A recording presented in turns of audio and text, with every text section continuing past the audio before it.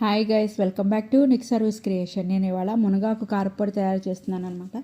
ఇది హెల్త్కి చాలా మంచిది. ఇందులో మంచి ఐరన్ పుష్కలంగా ఉంటుంది. అండ్ డైలీ ఒక స్పూన్గా చిన్నపిల్లల దగ్గర నుంచి పెద్దలు అందరూ కనుక డైలీ ఒక స్పూన్ అన్న కారపొడి మునగాకు కారపొడి తింటే చాలా మంచిది అనమాట.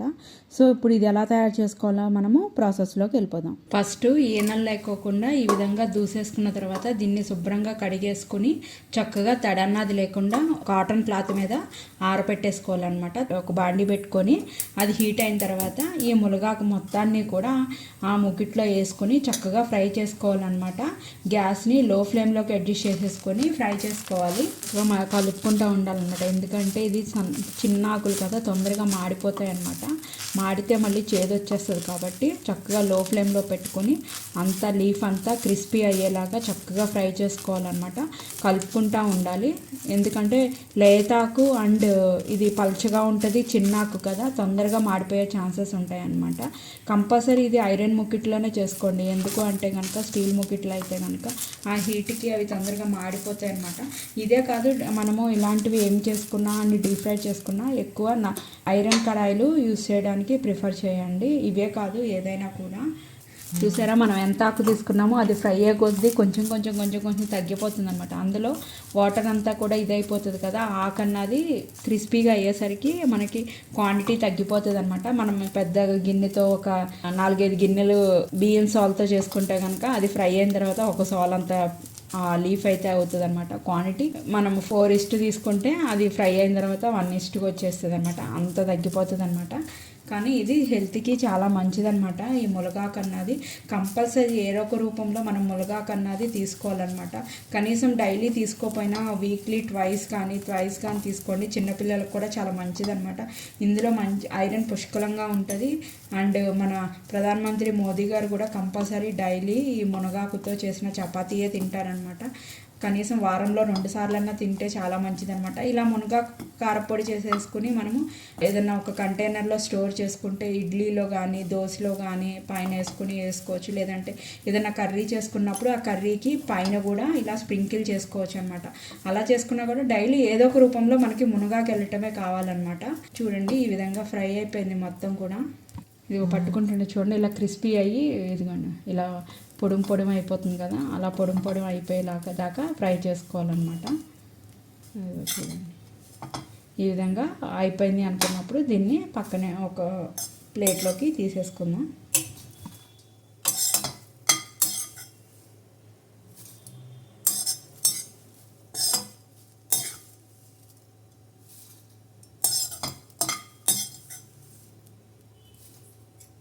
ఇప్పుడు సేమ్ కడాయిలోనే కరివేపాకు తీసుకుంటున్నాను అనమాట. కరివేపాకు కూడా హెల్త్కి చాలా మంచిది అనమాట.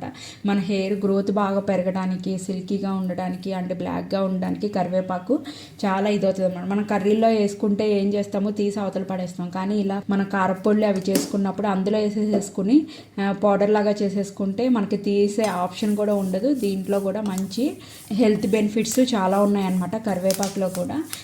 ఓన్లీ కరివేపాకు కారం అంటే కొంచెం తినడం కష్టం అవుతుంది. కానీ ఇలా మనం మునగాకు కానీ ఫ్లాక్స్ సీడ్స్ కానీ కర్బూజా గింజలు, గుమ్మడి గింజలు వీటితో కారపొడులు అవి చేసుకున్నప్పుడు కంపల్సరీ కరివేపాకు కూడా కొంచెం ఎక్కువ వేసుకుని చేసుకోండి. చిన్నపిల్లలు కరివేపాకు తినడానికి ఇష్టపడరు. కానీ ఈ విధంగా చేసేసామనుకోండి వాళ్ళకి తెలియదు అనమాట అందులో మనం కరివేపాకు వేసామని కూడా. ఇది కూడా ఆ లీఫ్ అన్నది పట్టుకుంటే పెళ్ళమని అది మొత్తం కూడా పొడిమైపోవాలన్నమాట. ఆ విధంగా కరివేపాకును కూడా ఫ్రై చేసేసుకోవాలి. ఇంకా చూసారా, పట్టుకుంటే అలా ఈ విధంగా పొడి అయిపోవాలన్నమాట. కొంచెం అక్కడక్కడ కొంచెం పచ్చాకులాగా కనిపిస్తుంది. ఇంకొక 2 minutes ఫ్రై చేసుకొని ఈ కరివేపాకు కూడా తీసేసుకుందాం. చక్కగా ఫ్రై అయిపోయింది కదా. ఇది ఫ్రై అయిపోయిన తర్వాత దీన్ని కూడా మునగాకు తీసుకున్న ప్లేట్లోకి తీసేసుకుందాం.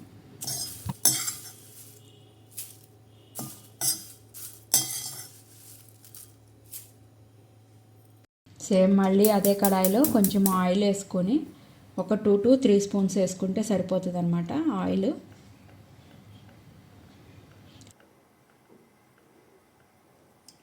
ఆయిల్ హీట్ ఎక్కాలి. ఆయిల్ హీట్ ఎక్కిన తర్వాత గ్యాస్ని లో ఫ్లేమ్లోకి అడ్జస్ట్ చేసేసుకొని ఒక 3 స్పూన్స్ పచ్చిశనగపప్పు తీసుకుంటున్నాను నేను. కొంచెం దోరగా వేయించుకుంటే బాగుంటుంది అనమాట. కొంచెం పచ్చెనపప్పు అన్నది కొంచెం ఎక్కువ టైం తీసుకుంటుంది కాబట్టి ఫస్ట్ పచ్చెనపప్పు వేసుకొని అది ఫ్రై చేసుకోవాలన్నమాట. ఎప్పుడు కూడా ఇలా నువ్వుల నూనె కానీ పల్లి ఆయిల్తో కానీ చేసుకుంటే చాలా బాగుంటాయి అన్నమాట. పొళ్ళు పచ్చళ్ళు కంపల్సరీ నువ్వుల నూనె అయితేనే టేస్ట్ బాగుంటుంది. నేను నువ్వుల నూనె తీసుకున్నాను కదా, సో అది చూడండి చక్కగా ఇలా పొంగులాగా వస్తుందన్నమాట. అది కొంచెం వేగింది అనుకున్నప్పుడు మినపప్పు, నేనైతే తొక్కు మినపప్పు తీసుకున్నాను అనమాట. తీసుకొని అది కూడా ఒక 3 స్పూన్స్ సేమ్ క్వాంటిటీలో తీసుకొని అది కూడా ఇందులో వేసుకొని చక్కగా ఫ్రై చేసుకుంటున్నాను. మధ్య మధ్యలో కదుపుకుండా ఉండాలి, లేకపోతే కనుక ఒక సైడ్ వేగిపోతుంది, ఇంకొక సైడ్ వేగదనమాట. మధ్య మధ్యలో ఈ విధంగా మొత్తం కూడా కలుపుకుంటా వీటిని కొంచెం గోల్డెన్ బ్రౌన్ కలర్ వచ్చే వరకు ఫ్రై చేసుకోవాలి. ఇందులోనే నేను ఒక 1/2 స్పూను మెంతులు కూడా తీసుకున్నాను అనమాట. మెంతులు కూడా ఇందులో వేసుకుని ఫ్రై చేసుకుంటే చాలా బాగుంటుంది. ఒక స్పూను ఫుల్ స్పూను జీలకర్ర కూడా తీసుకున్నాను, అది కూడా ఇందులో వేసుకొని ఫ్రై చేసుకోవాలి. జీలకర్ర కూడా ఇందులోనే ఎండుమిరపకాయలు కూడా తీసుకోవాలన్నమాట. నేను మధ్యలోకి హాఫ్ కింద కట్ చేసుకున్నాను. ఈ క్వాంటిటీకి నేను ఒక 10 అయితే తీసుకున్నాను అనమాట. అండ్ ఒక 3 స్పూన్స్ ధనియాలు కూడా తీసుకున్నాను.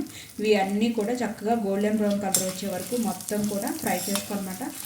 గ్యాస్ అన్నది లో ఫ్లేమ్లో పెట్టుకుని చేసుకోండి, లేకపోతే కనుక కొన్ని మాడిపోతాయి, కొన్ని ఆగవు, అంత టేస్ట్ ఉండదన్నమాట. ఇదంతా కూడా ఈ ప్రాసెస్ మొత్తము కూడా లో ఫ్లేమ్లో పెట్టుకునే చేసుకోవాలి.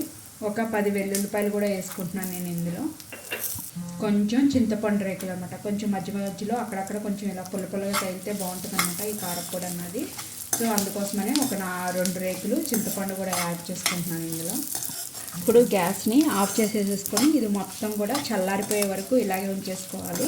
మొత్తం పూర్తిగా చల్లారిపోవాలి. ఇది పూర్తిగా చల్లారిపోయిన తర్వాత ఇప్పుడు ఫస్ట్ మనం ధనియాలు పప్పులు ఇవన్నీ వేయించుకున్నాం కదా, వెల్లుల్లిపాయలు చింతపండు అన్నీ కూడా ఫస్ట్ మిక్సీ జార్లో వేసుకొని దీన్ని 1 to 2 మినిట్స్ వరకు చక్కగా పౌడర్ అయ్యేలాగా దీన్ని ఫస్ట్ మనం పౌడర్ చేసుకోవాలి. ఇందులోనే నేను దీనికి టేస్ట్కి సరిపడా సాల్ట్ అయితే యాడ్ చేస్తున్నాను అనమాట. 2 స్పూన్స్ వేస్తున్నాను ప్రజెంట్. కొంచెము పసుపు, కొంచెం ఇంగువ కూడా యాడ్ చేసుకుంటున్నాను నేను. వేసుకొని మూత పెట్టేసుకొని చక్కగా పౌడర్ లాగా అయితే చేసేసుకుందాం. ఇప్పుడు పౌడర్ అయిపోయిన తర్వాత ఇదిగో చూడండి, మనం ఫ్రై చేసుకున్న మునగాకు కరివేపాకు అది కూడా వేసేసుకొని మొత్తాన్ని చక్కగా పౌడర్ లాగా అయితే చేసేసుకోవాలన్నమాట. నేను మిక్సీ పట్టేసుకున్నాను చూడండి, ఈ విధంగా పౌడర్ లాగా అయితే అయిపోవాలన్నమాట మొత్తం కూడా. ఇప్పుడు ఏదన్నా ఎయిర్ టైట్ ఉన్న గాజు సీసాలో తీసుకొని స్టోర్ చేసుకుంటే దగ్గర మనకి 3 మంత్స్ వరకు ఇది నిల్వ ఉంటుంది అనమాట.